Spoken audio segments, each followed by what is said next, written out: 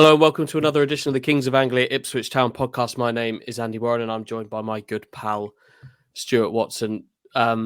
Stu, how are your nerves? Have they settled? It took a fair while for me to settle down after Tuesday, and I got home and I ended up playing Football Manager till 3:00 in the morning. Just buzzing from football. Not sure if the nerves were intact. There's 4 more of these. Yeah, I was up till late Tuesday as well. I can never sleep after night games anyway. Where our adrenaline is always up anyway because of tight deadlines and everything we're doing work-wise. But throw into the mix that sort of game as well. You're right. It was a nervy old night, but a magical night as well. I think one that we'll look back on. Weirdly referenced that night, I think, more than say a Charlton 6-0. I know Kieran McKenna said afterwards that was all the more sweeter and more satisfying, the nature of that win. And I'd agree with him. I mean, everything around that penalty, the build up to it, the noise that came after it was that's going to live long in the memory. That I've watched, so I'm sure you're the same. I think I've watched every different kind of fan shot camera angle of that penalty that's been going around. A particular favourite of mine that I've watched over and over again was the one shot by the club, and I've watched the bit where Harry Clark actually won the penalty. I must have watched it about 400 times. Watching 400? him kind of, it's probably a bit much. If you're all right, picky, probably about 30 times. Is that all right? I've watched it so many times. Just Clark kind of, not while everybody else in the stadium was appealing for penalty number 1, which probably should have been a penalty 2. He didn't put an extra one in, and if you have an eagle eye, when he actually does win the penalty with the second one, you can see into the director's box, and you can see Mark Ashton very, very clearly.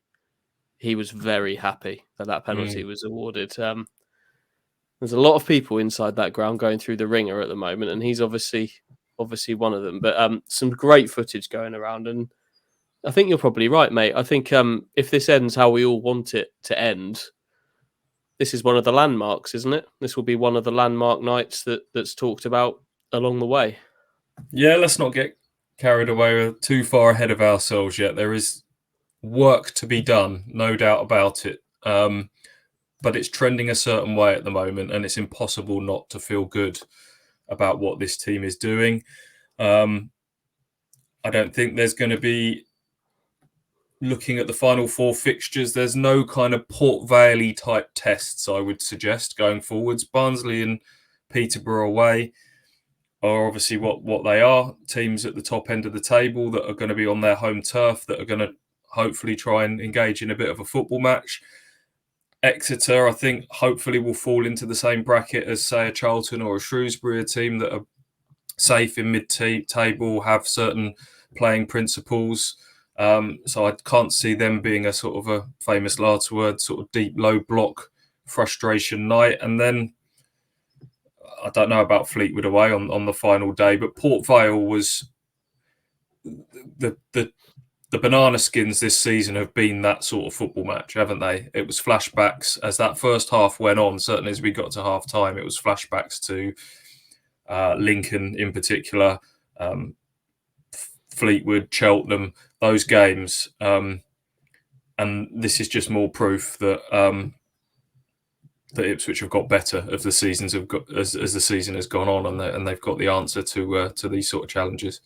Yeah, that's the most pleasing thing about it, isn't it? That we've seen that test been kind of put in front of Ipswich on the exam table this season. They've not always passed it. They have on occasion. They haven't always, but this Ipswich that are motoring in at a really important point in the season, were able to find a way. Yes, on paper, Ipswich had the easiest game of the 4 automatic promotion contenders on Tuesday night. You'd say the other 3 were away, but I think Kieran McKenna was always pretty aware that it wouldn't prove to be another Charlton. I think that was very much part of their prep, wasn't it? Which Yeah, I think externally it's very easy for everyone to have got carried away and look at that on paper. I think it was not just Portsmouth.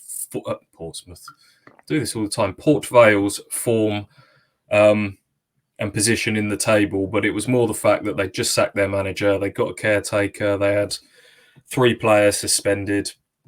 All that kind of added into the fact that this will be no problems for Ipswich tonight, and it may well have gone that way had Freddie Ladapo's glancing header and on 25 seconds gone in. It might have been another one of those games, but I actually think that the manner in which they won this game will do them some more favours going forwards, because this is a bit of muscle memory now for them to call upon, to know that when the chips are down, that when things are going against them, they have got that ability to come back in matches. Yeah, it's the one. It's the gritty win you wanted from the Charlton game, but just a few days later. It doesn't matter when they get it, but they've got that. Like you say, that the club's in the bag. The tool is on the workbench now. I'll correct myself a little bit on the kind of earlier in the season they weren't winning these sort of games, and they are now because they're a better team. I think there is an element to that. They are a better team. Nathan Broadhead obviously was the man of the night, and his quality and his coolness was the difference. Ultimately, would they have won like the Lincoln game earlier in the season with him in the side, for example? Possibly. But also, they got not the rub of the green, because it was a nailed on penalty. But earlier in the season, those games that we've referenced, they created tons of chances in those matches. They had penalty appeals in those matches that didn't go their way. The law of averages suggests that, if you have that amount of pressure in those sort of games, that you'll win more often than not. I was trying to stay reasonably calm during that game. The crowd was starting to get a little bit edgy in the second half, and you and I turned to each other and said, "There's still a long time to go in this game."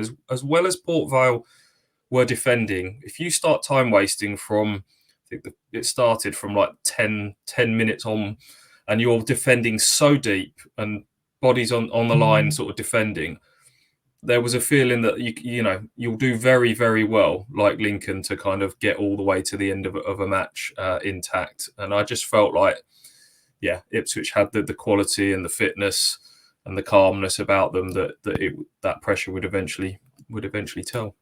It eventually did. Should we just quickly talk about the first half and why that went the way that it did? As you say, could have been very different after 25 seconds. A flashed header from Ladapo wide. They came out the block. They had all the endeavours of that Charlton game where they came storming out the blocks, but for whatever reason that early goal didn't come, and that I guess just kind of enabled Port.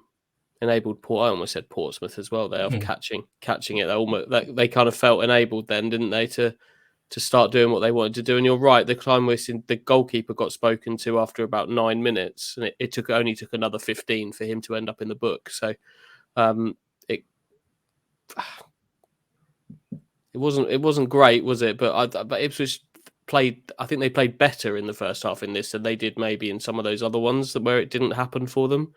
I was quite impressed with their patience. Ipswich, I think they'd learnt some lessons. Maybe I thought there was a real good patience about Town. It just didn't happen in terms of the goal. Yeah, it wasn't like they were just sort of passing the ball about in their own half, and they were trying to do the right things. There was the odd little sharp 1-2. They were trying to work it left to right. They were mixing it up and going over the top. Port Vale just defended really well, and it's that they had a back 4 in front of them.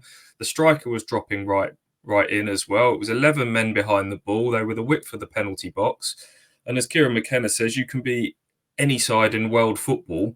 That is very difficult to break down because there's just no space to operate in. So I'd give credit to Port Vale, and to be fair to them, they had a few moments on the counter-attack as well. They had that one moment up the left where the ball got cut back and the shot, I think, clattered into Burgess inside the box. And it felt like the perfect storm when they went and scored a really good goal in stoppage time. Well, the one that concerned me was that it came out of the hands of the goalkeeper and straight through to kind of, I think it was Burgess again, got pinned with a Port Vale player, and Walton came out for it. That one was... that one started to make me feel a bit nervous when that happened. And yeah, they did score a really good goal in the end. Not an awful lot wrong. I think the phrase you used in your summing up for the morning after the game was not really a goal that needs to be picked to pieces. And I think that's probably right. Other teams are allowed to score good goals, and it turns out actually other teams are allowed to score goals at Portman Road. We'd forgotten that was even part of the game. It was a the good first one, wasn't one it? since Sheffield Wednesday, since Ipswich's goal's been breached at Portman Road. I looked back through it. Broadhead might have nicked the ball earlier in the move. Couple of little moments, but ultimately it boils down to a really good finish from Mal Benning, who kind of intercepts Harry Clark's pretty decent header out of the box. It didn't lack for power, did it? He sticks out a foot, it loops up in the air and then swivels and hits a really sweet left-footed volley that bounces a couple of times and goes right in the bottom right-hand corner. I don't think you can lay any blame at Christian Walton's door for that one. No, I wouldn't at all. I don't think I quite appreciated quite how late in the day of the first half that was on the night. It was very deep in stoppage time, wasn't it? Almost like I remember thinking a few minutes earlier that actually now I would just take Town being level at the break, and then they weren't. A few little boos on the way off to the halftime dressing room, which I don't think were hugely. Not sure what that's all about. I don't know if I'm making excuses, or that were they aimed at the referee. I didn't think the referee was kind of a factor in that first half. Maybe you don't know what the thinking was behind some of those. Was that because they wanted the referee to deal with some of the time wasting? Was some of it aimed at Port Vale's kind of anti-football tactics a little bit, or was it just a bit of frustration / surprise that, hang on, this isn't supposed to happen? We win games and we blow teams away. I don't know, but if it is that latter, not very sensible given what Ipswich are dishing up for us at the moment. I think that's probably the diplomatic way of putting it. No, it all led to a pretty sort of tense feeling half time, but the great thing about this is that they scored so quickly at the start of the second half. In actual game time, there really wasn't much time between the Port Vale goal and the first equaliser there, which was massive, I think, because the longer that went on, the more problematic the game would have become. But I think was it 53, something like that, Broadhead's goal, and look, that gave Ipswich more than half an hour to try and find a second one. So a really good goal when it came, though, that equaliser. Really nice little finish. And I like the way that Burns changed the pace of the attack. Like I think at times earlier in the season we were talking about the ball being funneled wide and then looking for that perfect cutback. This wasn't that. That was a change the pace of the attack a little bit and maybe take the Vale defence by surprise a little bit with that ball in, which made it. Yeah, when you're facing a sort of an organised defence that is fairly well set, speed is of the essence, isn't it? To kind of don't allow them to be set in positions so readily. And Wes Burns just got the ball into the box a little bit earlier. It was a sort of a bouncing low cross, wasn't it, really? Nice bit of late movement from Broadhead to get across his marker, and a lovely finish, little swivel, and just sort of guided it across the goalkeeper. As you say, really, in real time, we've gone from 45 plus 2 behind to level on 53, which I think was really important to kind of nip any anxiety and nerves in the stadium out of the air. Ipswich have been really, really good at responding to goals. They've obviously not trailed for very long this entire season. They rarely concede the first goal. I went back through it. They've actually... I was looking from going behind to equalising. I started making a list of them. It's like 13 minutes, 15 minutes, 20 minutes. I think the longest they've trailed in a game was when they lost at Wycombe. And that was 50 minutes where they weren't able to equalise after conceding the goal. But the rest of the time, they're sort of, they're low numbers. 221 minutes all total that they've actually been behind in terms of game time this season. 221 minutes over the course of 40 what are we at, 42 games. That's quite something. It's pretty staggering, and they've still only lost 4 games all season. Not only are they're sort of streets ahead in terms of goal difference and goals scored and things like that. They're just an all-round really good football team, aren't they? And were it not for that prolonged sort of up and down spell of the 4 wins in 15 that we spoke about previously, this season would feel very, very different right now were it not for that spell. But they're an incredibly good football team, and incredibly good football teams find ways to win, Stu. A lot of pressure on that Port Vale goal. Still some Port Vale threat down the other end, but more and more Ipswich. And eventually it came. Did you start to think that it wouldn't? Because I did.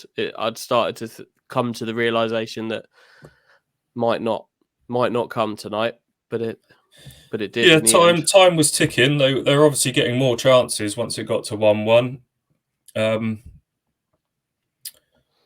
As I said, I just felt that surely lightning couldn't strike twice, that a team couldn't kind of see it out. But because we had those reference points of the games from at home earlier in the season, we knew it could happen. And of course, once you get to the final 5 minutes of the game, you start to fear the worst. You knew there was going to be a decent amount of stoppage time to come as well because of all the time wasting. So I never sort of completely lost faith, even when we got into the latter stages, because Ipswich were trying to do the right things. They were starting to get some openings. Broadhead had that header over the bar. I thought Luongo was really good. I thought he was a bit of a driving presence that was getting them sort of through the lines and up the field. When Kyle Edwards came on, I kind of felt like that was a sort of Kyle Edwards type game. He's been quite lively off the bench of late, so that gave me a little bit of hope as well. So never completely lost the faith. I can't say I'm probably alone in that. I'm sure that there was a lot of nerves, people who were far more invested emotionally than I probably, that were worried about that. And then of course we get to the penalty moment. Like I said, mate, I've watched particularly the way that it was won, not 400, maybe 30 times. But like just watching that particular angle that the club got, one showed that both were penalties, and two, just the emotion going on around the stadium, and the shout of like football stadiums appealing for handballs. 3 times. It wasn't just 2. I didn't realise there was actually a third one, and they're all on Benning as well, aren't they? He's the same player. 3 times the ball sort of hits him, I think, pretty clearly on the arm, and each one is a stronger penalty appeal, isn't it? The first one, I'm not sure you're going to get.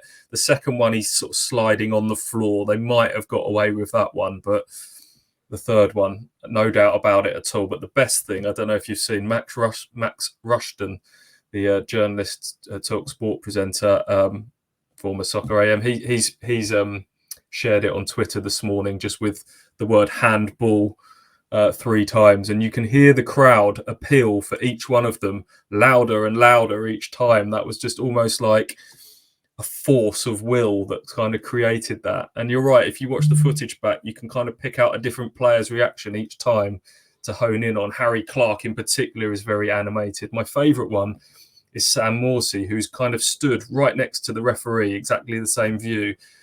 And he, on the third appeal, he knows that one's got to be given. He actually puts his hand to his mouth as if he's whistling, and you watch him, he kind of mimics the referee and points to the spot as if he's kind of awarding it himself. It's brilliant. Yeah, I think my favourite was Luke Wolfenden, who came steaming in from his position, which pretty much was playing as a central midfielder for most of the evening in the second half, Luke, but he comes steaming in, ready to kind of berate the referee for not giving it, but then quickly realises that actually no, he has given it, and then starts celebrating it. I do think Clark deserves some real credit for not appealing for the second one, because so many players do start appealing for these.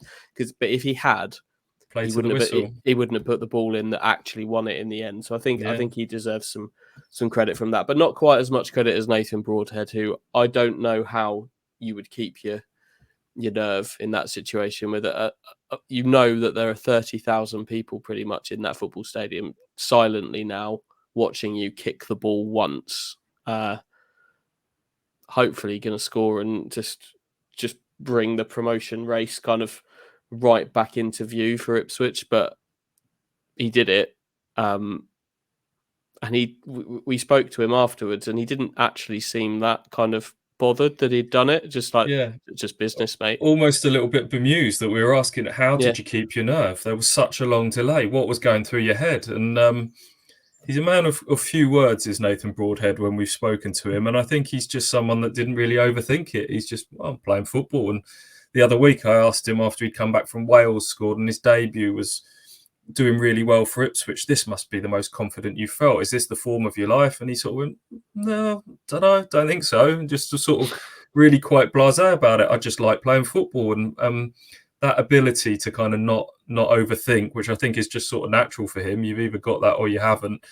Really played into his hands, because that was that penalty would have been difficult enough as it was without all of the antics of the Port Vale players. One of their players, I think it was one of their midfielders at 29, I can't remember his name, sat down on the edge of the box, I think sort of feigning a bit of cramp, enough to kind of delay that. Then the referee had to kind of give instructions as to where the ball could exactly be placed, because the spot was scuffed up. And that felt like a long wait. I haven't actually looked back at it in terms of what it was in seconds, but in real time, that felt like an age, didn't it? Yeah, and look, can't be helpful, but maybe these people are just built differently, aren't they? Broadhead kind of kept himself out of all of it. Like Connor Chaplin got booked in there for having a bit of a push at Worrell, who decided to chuck himself on the floor. But I think Chaplin did a pretty good job of just protecting Broadhead a little bit and allowing the taker to stay out of things, which I guess helped. But it was a great penalty when it came, wasn't it? It was Ian Westlake on the iFollow commentary was talking about, is he going to dink it? It was like, please don't dink it. But I think he probably would have scored if he did, because all you need to do if you're going to dink a penalty is for the keeper to dive. But he put it in the corner. That's the safest place. Put it in the corner. And even if the keeper had gone to his right, I don't know if he'd have saved that anyway, because it was right in that side netting. Right in the side netting, wasn't it? Hell of a penalty in the circumstances. You could hear almost a pin drop. That stadium had been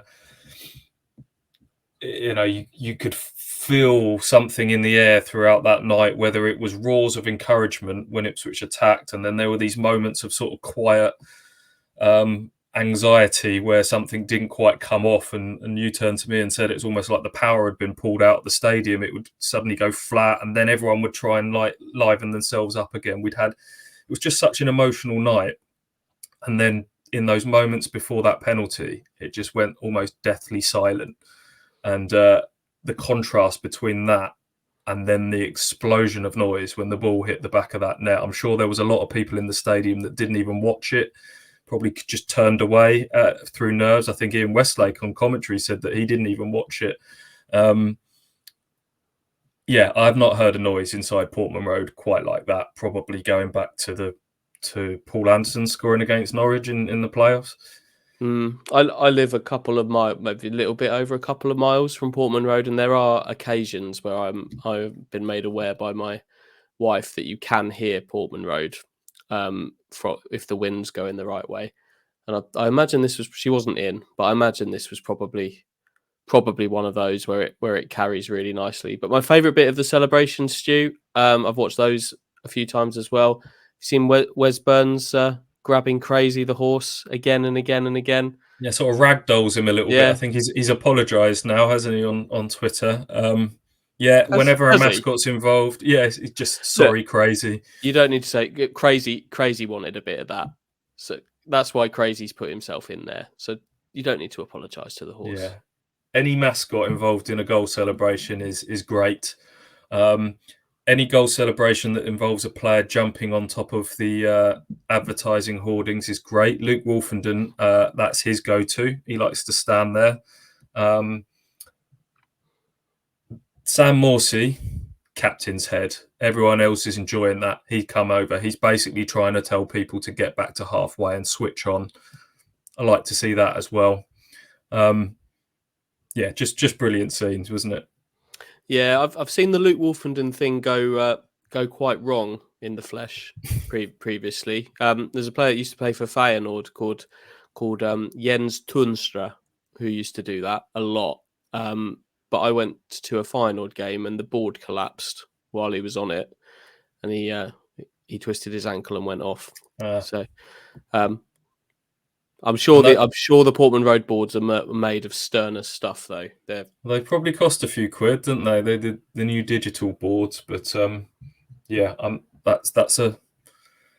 that's fine with me, Luke. Just be a little bit careful with that. But you're right there. It's his thing, isn't it? He's done that a few times. Yeah, he loves it. Yeah, so it just felt like we did our video sort of hours after the final whistle. By the time we'd done press conferences, spoken to Kieran, to Nathan, written all the various bits that we'd done. It's normally a little while after the final whistle that we record our videos, so you don't get the rawest of reaction, but it's still, you're right, when we recorded it, it still felt like we were kind of settling down a little bit. That was a big night, and that felt like a big result, doesn't it? Because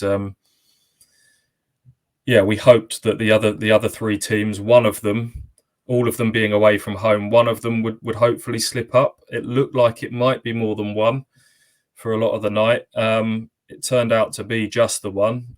Barnsley held at Lincoln. I would suggest they're 6 points back now. That's probably them out of the top two race. Realistically, it's now three fighting for two, but Plymouth just won't go away, will they? Yeah, that's absolutely huge for them, isn't it? To dig out that so deep in stoppage time, 90 plus 6, to dig out a win on the road is pretty remarkable. They must be feeling very, very good about themselves now. They've got 3 home games to come in a row as well, haven't they? Obviously, they slipped up at home against Lincoln, so they're not completely invincible on home turf. But with kind of very rare to get a run of 3 home games at this time of the season, but they've got that coming now, and they must be feeling so tall. After that, they're in the box seat. Them and us are in the box seat, no doubt about it. Sheffield Wednesday have got their own kind of psychological battle internally going on at the moment, and they also now need others to slip up. Plymouth, we talked about this result feeling like a significant one. If you can come from behind and win games and come through those tests, that's what promotion teams are made of. Well, Plymouth, they've lost their star goalkeeper to injury. They've got thumped at Wembley in the final. They completely fell away at the back end of last season, so they had all those things going against them.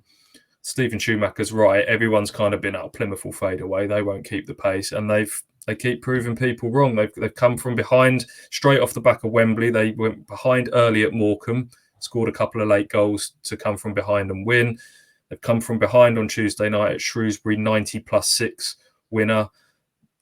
Those are the sort of results that makes you think it's going to be your year. So I would say it's Plymouth and Ipswich are very much in the box seat at the moment, but still work to be done.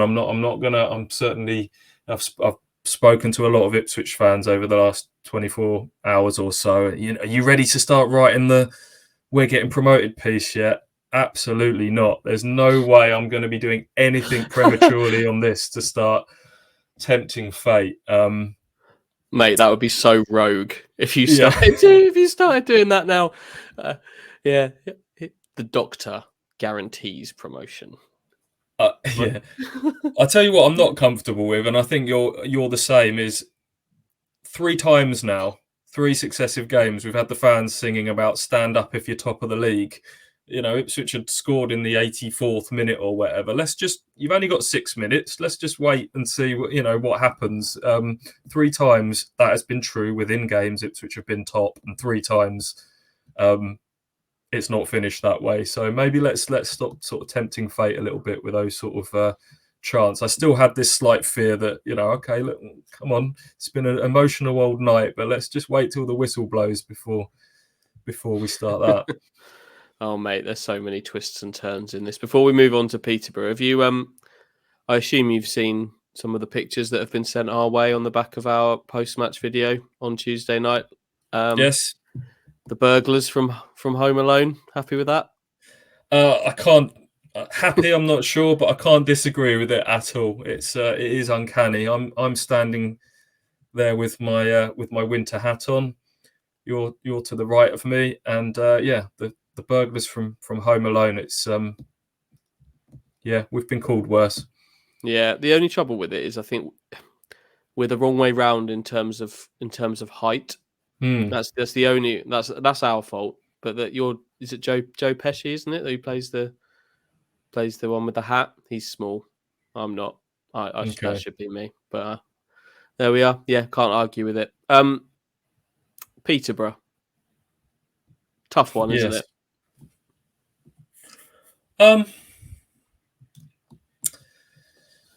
I know what you're going to say. Depends which Peterborough turns up, to be honest. I mean, they seem to have gone sort of full Kevin Keegan Newcastle under Darren Ferguson, the latest guise of Darren Ferguson, there, where they've decided attack is the best form of defence and we'll outscore you. I mean, is it going to be the Peterborough that lost 5-0 at home to Bolton or the Peterborough that beat Plymouth 5-2 at home? And you can go through other those. They've lost 3-0 at home to Cheltenham and then a few days later went and scored 5 at Burton.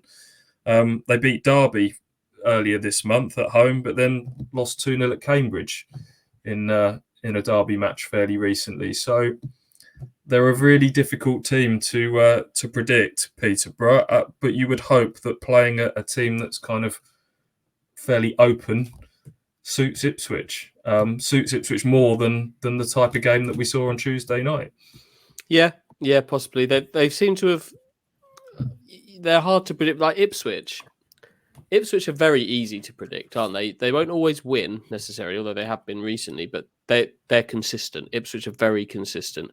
Peterborough not so. But what they have got is a player who scores goals, and he's been doing it fairly regularly recently. You know, like Mason Clark as well has been doing that for them recently too. And I think you're probably right. I think it's a game that the Ipswich will enjoy being a part of because it's frankly impossible to imagine a Peterborough team suddenly finding the desire to just dig in and sit behind the ball. It's just not them. It's not how they've managed to. That's not how they've managed to play their way back into the promotion area, promotion playoff picture again. That's not how they've done it, and it's not how they'll do it in this one. I don't think that's in their makeup at all. So I think it could be a really good game. Yeah, I think you're right. I think obviously the clean sheet record has ended for Ipswich now, which will give Peterborough a bit more hope with their free scoring attack. You mentioned Clark Harris. That's a little battle going on there with Connor Chaplin for the Golden Boot. So that's a little subplot going into this game. Jack Taylor, who's been playing a little bit more advanced recently, is clearly a player that Kieran McKenna is very interested in, has tried it a few times, had bids knocked back for him, multi-million-pound bids. May well be someone they go for again in the summer. So is this another little sort of mini audition for him, wanting to sort of impress? Mason Clark, Poku, that's a good attack. But I think there's some vulnerability there. And certainly from what I've read and the bits I've watched of Peterborough, you can get at them down the flanks. There's talk about those attacking wide players not giving the fullbacks much support defensively. So, you would hope that, this is a game where Wes Burns is going to have a bit of space to operate in. We've seen how Ipswich can be so devastating on the counter-attack at Bolton and Derby recently. Feeling,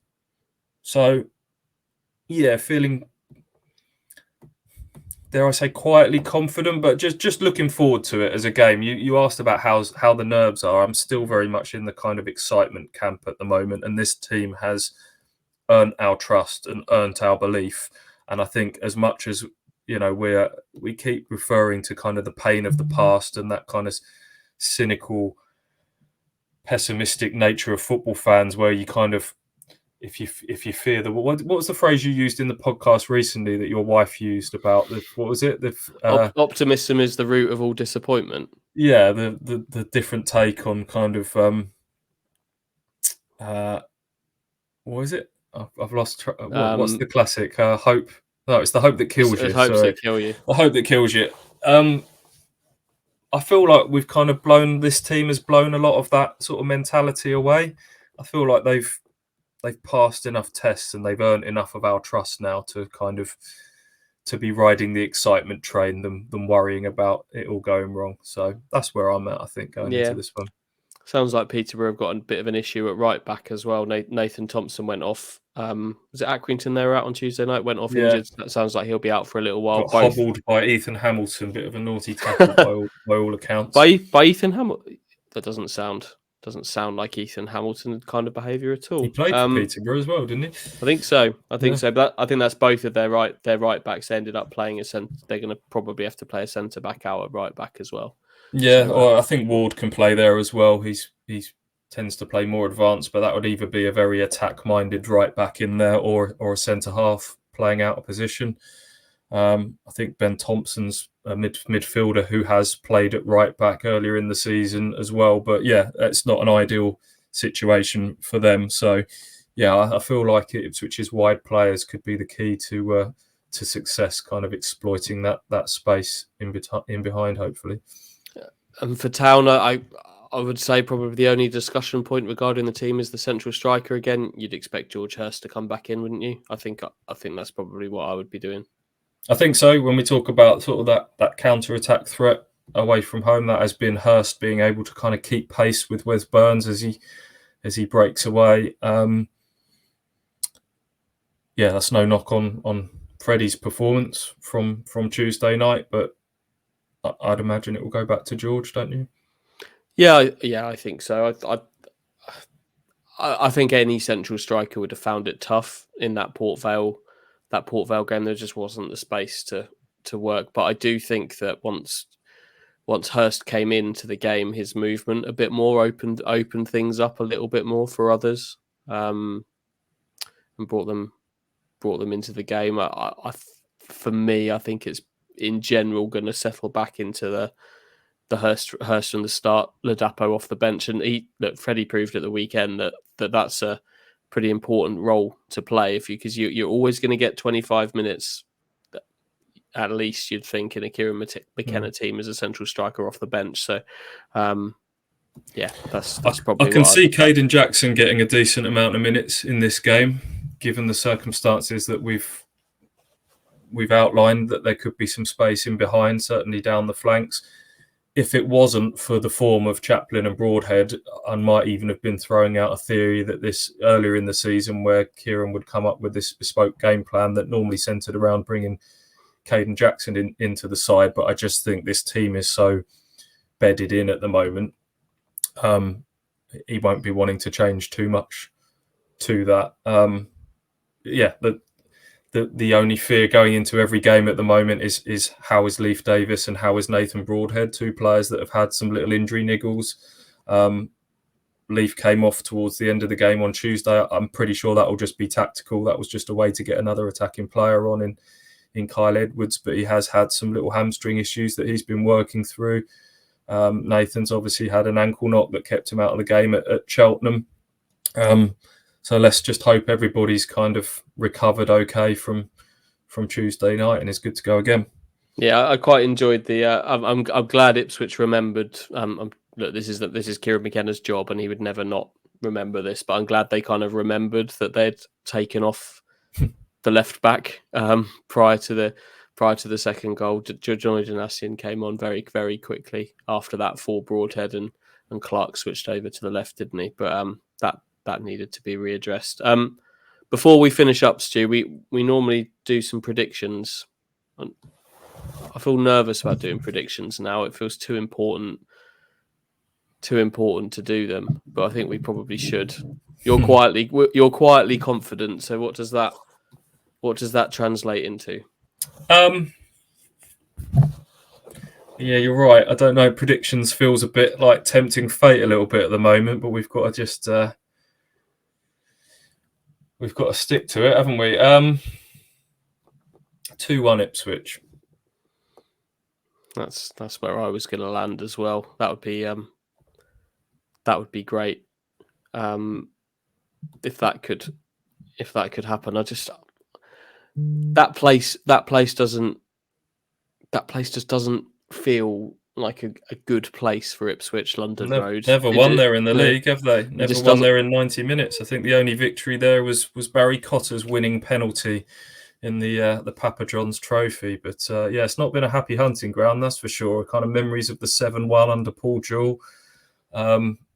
We talked about I don't know what the state of the pitch is like at London Road at the moment, but it's different to going to, say, a Bolton or a Derby with a big sort of stadium feel to it, isn't it? It's I know what you mean. I know what you're saying. Yeah, just doesn't feel right. Right. Anyway, I was about to wrap things up, Stu, but an odd-looking man has appeared in our little green room here. Appears to be an American sports fan turn up in the green room. I'll bring him in and he can explain what on earth he's doing here. Hello, friends. How are you? Hi, mate. You look nice. How's the show been? Yeah, it's been all right. We'll let the listeners be the judge, but I've had a wonderful time. Superb. I'm sorry I've missed it. I look forward to listening to it later on when this is out. I'll watch it and listen to it. Friends, I just thought I'd come on. I knew you were recording.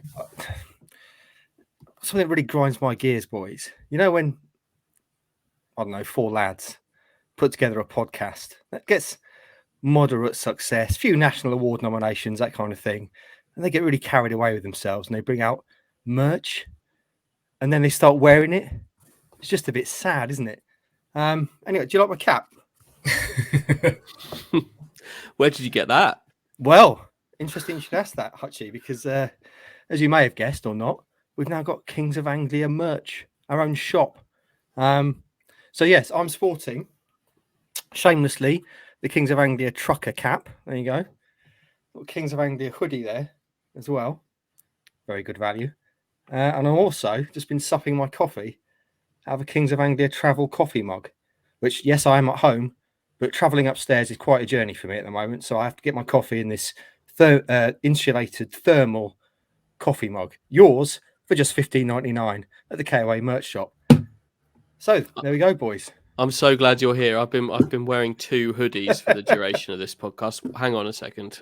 I've been looking forward to this moment. See if you can do this with a bit of class. There we go. Look at that. Come on then. I'll join you. That happened smoother than you were expecting, didn't it? There we go. Look at that. So Watson is sporting the men's premium KOA t-shirt. Very large logo, can be no doubts. Now he's getting the guns out as well.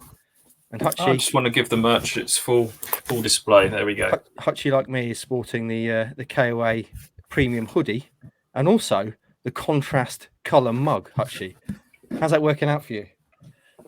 It's very nice. It's just got cold water in it, but it's very nice. It's nice though, isn't it? It is little blue handle. Pretty decent. So yeah, obviously I've jumped on, friends, to trumpet somewhat, and there's a snapback that Stewie's got, which put it on sideways. I got him in error. I don't feel I'm the demographic for one of these. I was after just a standard cap, but you have got me the yeah. I'm sure you said snapback, but there we go. I'll get you. That's how you should wear it as well. Anyone who buys a snapback has to wear it like that. I'll get you a proper hat. You can maybe get one of these trucker hats, Stewie. So yeah, boys. Obviously, the serious message here is we have finally got round to launching our own Kings of Anglia merch shop. We'll share the link via all our social medias. And tomorrow, for the weekend, a long weekend, there'll be a 20% off offer to launch it. So essentially, what you've got hoodies, you've got t-shirts, you've got hats, you've got mugs, and you've got a few other little things beside. Dog bandana. That's what I want to see. Dogs wearing the KOA badge. There we go, boys. That's good quality as well, isn't it? It's the printing quality on it is decent. I was pleasantly surprised when our first batch arrived. Me too. I was pleased because obviously we didn't want to sell. We wouldn't have sold anything which wasn't decent quality. So there we go. different colours as well, isn't there? You can Yeah, pick, you it's can not choose. just It doesn't have to be just blue. We've all got blue, but Ross has got some nice black stuff that looks quite smart, and obviously burgundy. He is Mr. Burgundy as well. So he's got a burgundy t-shirt. There's options on there on the website. You can choose numerous colours to wear with the badge. But the main thing is, we thought it'd be nice for people to show the support for the show. Decent quality clubber, well priced. Get yourself a hat or a mug or even a hoodie if you fancy it. They are decent quality. Get the badge in. That's the shout. And there's Hutchie just punctuating it with a little sip from the KOA contrast mug, blue and white. Very nice. I'll be holding this now for every video we do, like a racing driver who always makes sure his watch gets shown, or speedway riders always hold their water bottle and stuff. I'll be just here. The inspiration for this scene, you probably I know you won't have seen it, Hutchie, but in Wayne's World 2, there's a famous scene where it's about product placement, and it starts, I think it's with Garth wearing a Reebok hat, and then Wayne drinks from Pepsi and goes, the choice for a new generation. And the whole scene is around them clearly being sponsored to have these products in the movie. So there we go. We're not being sponsored. We're just trying to flog you some merch, but it is good quality stuff. As I say, do we have to wear this to games now? Is this how I have to turn up? I've told you, Stu. You've got to wear that you've got to wear that to press conferences, especially the hat backwards at press conferences. And Hutchie, I expect to see you wearing your hoodie at all times on Town Business. Town Business, yeah. It's all right, isn't it? Yeah. Ross will be wearing his burgundy t-shirt, I'd imagine, most of the time. If we can get some 3 stripes stuff on the sleeves, it'll be okay. Yeah. So there we go, boys. That was it. The link will be in the socials by the time you've listened to this or watched this. As I say, 20% off offer starting tomorrow morning, running across the weekend. So yeah, pick yourself up, whatever you fancy. Really, it's decent club, and it'd be nice to see a few hats and mugs and whatnot. Maybe tag us in on socials. Support the show. We know you enjoy it. There you go, boys. Have you talked about Fabio Wardley fighting at Portman Road? No. Shall I mention that? Is it going to happen? Yes or no? I think it might happen. The big question is whether or not. Well, there's a lot of hurdles to overcome, and I've written a piece around this. First of all, there's the purse bid for the fight against Fraser Clark, who's an Olympic bronze medalist. It is a big fight. There's a purse bid for that on May the 10th. It's basically where promoters bid for the right to stage the fight. They have to submit a sealed bid to the British Board of Control, British Boxing Board of Control, and then basically whoever's bid the most wins. So we need Eddie Hearn to win that bid, being as he's Fab's promoter and has already been obviously at Portman Road chatting to Mark Ashton about the possibility. And then if he does that, then that's kind of one hurdle cleared. The next hurdle will be the logistics of it. Would be clearly we know that Town are installing a state-of-the-art pitch over the summer, and the last thing you're going to want to do is put a boxing ring on that once it's been installed. Plus, obviously, cover the pitch and put seats on it and stuff for people to walk on and sit on and all that kind of stuff. So I can't see it happening in the summer because that would seem quite a rash decision when you spent millions on a new pitch and then immediately put a huge heavy boxing ring and have thousands of people walking on it. But I do think it might be an option for the autumn. Watch this space. Obviously, the weather then becomes a bit of an issue without a roof on a stadium. And the other issue is how many tickets it will sell, because clearly it would need to do a lot of numbers to make Portman Road a viable option. But we never know. Fab is a very popular guy. He's got a big fan base. We know he's got a lot of fans in the Ipswich Town fan base, and I'm sure they'd turn out in their numbers. And I think the idea of having this sort of fight with an Ipswich heavyweight defending his British title against an Olympic medalist at Portman Road is something I never ever thought would happen. And it kind of fits the narrative, doesn't it, at the moment, of Town obviously exploding in the right direction, and then Fabio's having this incredible kind of career which no one saw coming. His story is amazing, and to think that he could headline a show at Portman Road wearing Ipswich Town colours and the badge to the ring and defending his British title, which is one of the most prestigious belts in boxing, would be amazing. And clearly, hopefully, once he's done it once, if it happens, and I'm still kind of 50-50 just around the pure demand and logistics of putting it on, it could happen again and again, because obviously the more fights he wins as he moves up towards world title level, the bigger fights he's in, that they become stadium fights again. And hopefully we get to see a few of him, 2 times of him fighting at Portman Road, because I know Mark Ashton and Ipswich Town are bang up for it. It's just about trying to work it out around this new pitch and the various logistics that I've mentioned. What are his next steps? Right. So he's got the British title. He's defending that. Yeah. What's his? Say it doesn't happen this time, but he Mhm. has to have this fight and wins it. Yeah. Then what? Well, he wants to win the British title outright. So the British title, I don't know if you've seen, is a very famous belt. It's a the really Lonsdale nice, belt. The Lonsdale belt. It's a really nice, very, very attractive belt made of gold, and it's got pictures of various past champions on it. And to win, once you're the British champion, to win that belt outright, you get to keep it, which is a fairly impressive bit of kit to have. You have to defend it 3 times. So this would be his first defence, and he's been told he has to fight Fraser Clark by the British Boxing Board of Control. And then there's 2 other guys. Once he's fought Clark, and assuming he beats him, which is not by no means a kind of something that will definitely happen, a formality, because Clark's a good guy, big pedigree. If he beats Fraser Clark, then he'll have to defend it 2 more times, and they'll probably be against Solomon Dakers, who's the English champion, and also David Adelaide, who is a prospect who's not really beaten anyone, but has knocked out a lot of people and has a big mouth. And is a prospect like Ross. Well, yeah, I wouldn't fancy Ross in a fight against David Adelaide, to be honest. Although I would pay to see it, because as we all know, Ross fancies himself in a fighting situation. He's told us many times, I can get a bit scrappy when I need to. Well, maybe we can get him on the undercard. Yeah, why not? I mean, we're in an era of YouTube boxing, aren't we? So if they need, I mean, I would definitely buy a ticket to watch Ross fight David Adelaide on the undercard, or indeed anyone on the undercard. There we go. And they might come calling your way, boys, because obviously you're the big names. You're following. Get Stu and Andy on the card in maybe a tag team boxing match. Oh, please don't start this as a conversation. But yeah, I mean, you're our nominated fighter if well, yeah, if that ever comes up. We'll see once my knee's back to wheelchair boxing. Is that a thing? Yeah, it is a thing. There is wheelchair boxing.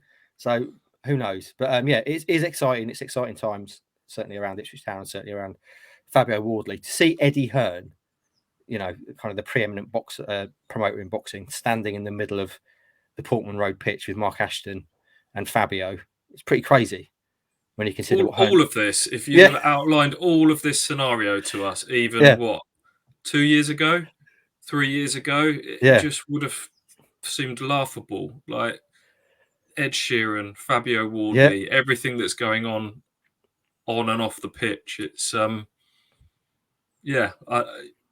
we have to not get blasé about this. This is these are exciting times. They are indeed. And obviously, if you want to be part of these exciting times and look good, get yourself some KOA merch. There we go. I'll leave you to it now, boys. I just wanted to come on and shamelessly plug our new merch, which is brilliant, good value, and available now. Mate, we're done. Do you want to do the outro? You're much better at. We'd reached our natural endpoint. Can you do the outro for us, please? Of course, yeah. Seeing as you're here. Absolutely. Have you plugged the sponsors? No. Well, obviously, we want you to support our sponsors. Use the code KOA at manscaped.com for 20% off and free delivery on all their excellent clobber. Weed Whacker 2.0 now available. Get yourself one of those. We saw Andy demonstrate it. There is now an image on the internet, Andy, of you with 2 weed whackers shoved up your nostrils.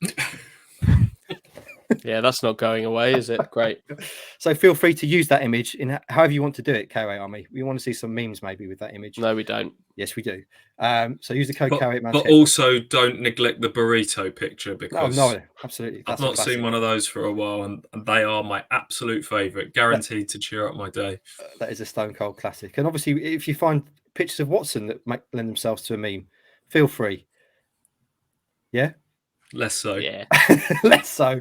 And also, we want you to support our other sponsor, Ginger Pickle. Use the code Ginger Pickle. No, you don't use the code Ginger Pickle. You search for Ginger Pickle on Google if you want help with your Google ads, your ranking, your search optimization, all that kind of stuff, SEO.